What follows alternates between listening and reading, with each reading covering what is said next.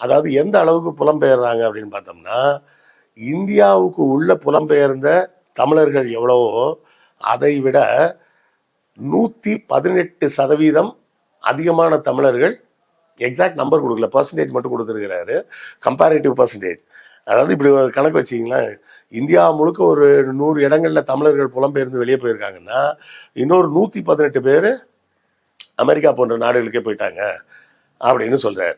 அதை போலவே மலையாளிகள்லையும் ஒரு 100 பேர் இந்தியா முழுக்க உள்ள இடங்களுக்கு புலம்பெயர்ந்து போயிருக்காங்க அப்படின்னு சொன்னா 115 பேர் வெளிநாடுகளுக்கு போயிட்டாங்க அப்படின்ற ஒரு புள்ளி விவரத்தை கொடுக்குறாரு. அதாவது இந்த மலையாளிகள் இந்தியா முழுக்க புலம்பெயர்ந்து போயிருக்காங்கன்னா அவர்கள் எப்படி வேணா இருக்கலாம். ஒரு டீ கடை வைக்கிறதுக்காக போய் அங்கே செட்டில் ஆனவராக இருந்தால் கூட அவரும் புலம்பெயர்ந்தவர் தான்.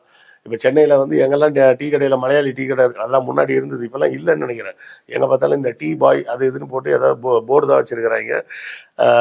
அந்த அந்த பழைய டீ கடையெல்லாம் போயிடுச்சா என்னன்னு தெரியல.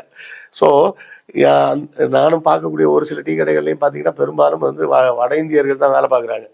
மலையாளிகளை இப்போ அதிகமாக காணும். அவங்கெல்லாம் அடுத்த லெவலுக்கு நகர்ந்துட்டாங்க போல இருக்கு. இந்த டீ கடை அப்படின்ற இதை விட்டுட்டு அதுக்கு அடுத்த ஸ்டேஜுக்கு போயிருப்பாங்கன்னு நினைக்கிறேன். இதே போலவே சொல்றது வந்து தமிழ்நாட்டிலிருந்து இப்போ நடக்கும் இமிகிரேஷன் பூராமே எஜுகேஷன் பேஸ்டாக இருக்குன்றத